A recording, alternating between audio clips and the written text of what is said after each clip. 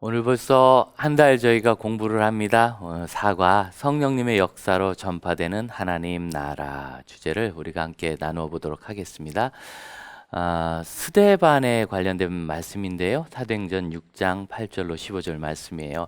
초대교회에 7분의 집사님을 세웠고 그 중에 한 분이 스데반이셨는데, 스데반은 특별히 교회 내에서 집사의 사명뿐만 아니라 교회 밖에서도 대단한 전도자 그리고 설교자로 사역을 했습니다. 그래서 이 당시의 집사는 지금 같은 집사님들 이상으로 이제 목회자 중에서 행정적 역할을 좀 더 하는 분, 이렇게 이해하시는 것이 옳겠습니다. 스데반의 사역은 은혜와 권능이 있는 사역이었고요. 지혜와 성령의 임재가 충만한 그런 사역이었습니다. 너무 가슴 뛰죠.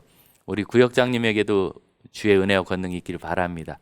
지혜와 성령의 임재가 충만하시길 바랍니다. 소망을 가지고 하시면 우리 하나님께서 그런 소망 반드시 들어주십니다. 개인의 욕심이 아니고 하나님의 사역을 위한 거니까요. 바로 그것이 스데반이 그렇게 아름다운 믿음의 사람이었고 사역을 했던 비결입니다. 또 사도행전 6장의 전체 흐름을 좀 보실 필요가 있는데, 스데반이 열심히 사역하는 것 이후로 7장에서는 스데반의 순교 이야기가 나오고 8장 1절에서는 사울이 등장해요. 이 사울이 그 바울이죠. 그래서 스데반의 순교가 거기서 끝나지 않고 바울에 의해서 역사가 이루어지는 것을 볼 수 있습니다. 그 흐름을 사도행전이 우리에게 전해줘요. 그렇게 생각한다면 이 은혜, 권능, 지혜, 이 단어 이면에 있는 선교와 전도에 대한 하나님의 계획을 우리가 좀 눈여겨보아야 하고요. 우리가 선교하고 전도하려고 하면 우리 구역의 아름다운 역사는 끊이지 않을 겁니다. 자, 기사와 표적이 있었다. 기사는 기적이고 표적도 기적인데, 특별히 이 기사를 통하여 예수님의 이름이 드러나면 그것을 흔히 사인, 표적이라고 이야기를 합니다. 그런데 이 기사와 표적보다 더 놀라웠던 것은 스데반이 지혜와 성령으로 말하는 모습에 그들이 당황했다, 충격을 받았고 놀랬다 그러거든요. 그러니까 우리 구역장님들은 이미 성령이 충만히 있는 거예요.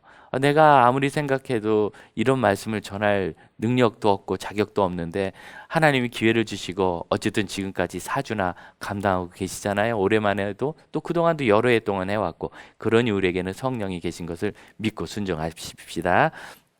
자, 세 번째 우리 말씀 전할 주제는 반대와 박해 속에서 전했다는 겁니다. 코로나19 3년을 보내면서 우리가 정말 반대, 박해, 이런 것 우리나라처럼 자유로운 나라에서 경험할까 싶었는데 실제로 많이 경험하지 않았습니까? 그런데 그 반대와 박해 앞에서 두려워한 그런 교회나 성도들은 복음의 위축을 겪었겠고, 그들 앞에서 싸울 필요 없이 우리의 본질을 잘 지키면, 그러면 지금 굉장히 충만할 거고요. 어땠든지 우리가 뭐 예전에 다 잘했다고 말할 수는 없으니까 회개하고 겸손한 마음으로 이제 하나님께서 새로운 기회를 주시기를 소망합시다. 고난은 오히려 기회가 될 수 있습니다. 공과를 진행합니다. 암송, 요절, 요점 이런 거 잘 살펴보시고요. 요점을 잘 기억하십시오. 하나님의 나라는 성령에 의해서, 지혜와 능력인데 성령에 의한 지혜와 능력. 그래서 스데반의 능력, 스데반의 지혜로운 말씀, 성령이 주셨다. 이 주제입니다. 본문을 좀 살펴보는데요. 사내들인에 의한, 그러니까 예루살렘에 있었던 유대의 공회에 의한 박해가 3번 있었는데, 첫 번째는 위협을 하고 그리고 놓아주었어요. 두 번째는 위협하고 그 다음에 채찍질로 징계했습니다. 그리고 세 번째는 위협할 뿐만 아니라 스데반을 신문 끝에 처형하는 이러한 문제가 있었죠. 그래서 이 스데반이 순교하는 것이 너무나 좀 가슴 아픈 일인데요. 여기서 우리 구역장님들이 얘기를 하셔도 되고 안 하셔도 되는데 적어도 알고 계셔야 될 것 하나가 있는데, 스데반이 순교하기까지 복음을 전하니까 약간 지금 극단적인 그런 선교 사상을 가진 분들은 이슬람이라든가 독재국가, 공산국가 같이 이게 복음 전파 자체를 금지하고 있는 곳에서 막 들어가서 무슨 뜨거운 그리고 막 외치는 전도를 해야 된다고 이야기하는데, 요거 오해입니다. 여러분, 스데반은 거기가 어디죠? 자기 지역이에요. 남의 나라 가서 한 것이 아니라 거기서 늘 살았고 거기서 인정받는 사람이었습니다. 그래서 지금처럼 아주 낯선 곳에 가서 갑자기 그렇게 하면 그 현지가 반응할 수가 없어요. 그리고 현지에서 수십 년 동안 인생을 바치면서 천천히 복음의 씨를 열심히 심어온 분들이 박해를 당하고 투옥되기도 하고 제일 심각한 건 이제 쫓겨나면은 3, 40년의 열매를 거둘 수가 없어요. 그래서 이런 극단적인 선교를 주장하시는 분이 이 본문을 종종 인용하시는데 전혀 경우가 다릅니다. 자기 지역에서 했고 결국은 이 박해가 커지자 예루살렘에서도 사도회에는 다 흩어졌죠. 그걸 좀 생각해 보실 필요가 있습니다. 자, 말씀을 이런 배경 속에서 나눠봅시다. 스데반과 논쟁하던 사람들이 당하지 못했던 이유는 성령의 임재 때문이죠. 예, 성령으로 말했기 때문입니다. 우리도 그렇습니다. 두 번째, 스데반과 논쟁하던 사람들이 공회에서 처음 한 일은 무엇인가? 그들은 거짓 증인을 세웠습니다. 여러분, 박해가 진실이 아니잖아요. 우리가 전하기 진실이잖아요. 그런데 거짓 증인들의 말을 사람들이 들을 수도 있어요. 잘못된 이야기에 현혹된다고 해서 너무 가슴 아파하지 마십시오. 세 번째, 스데반의 얼굴은 어땠습니까? 아주 점잖은 질문이라고 생각합니다. 이런 질문 좋죠. 그 얼굴이 천사와 같았습니다. 대답도 쉽고 그리고 그 마음도 뜨겁습니다.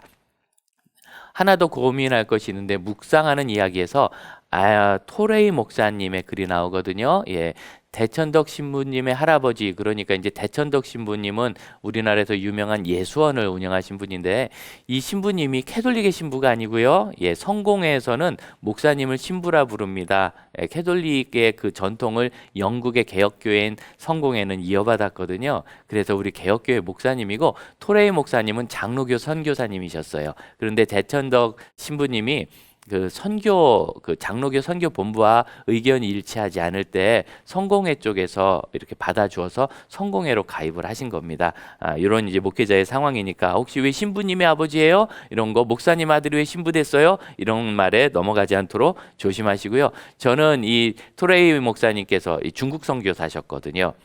하신 이 기도가 너무나 좋습니다. 하나님, 제가 성령 충만하다고 느끼지 못할 때 함부로 말하지 않도록. 왜냐하면 실현할 수 있거든요.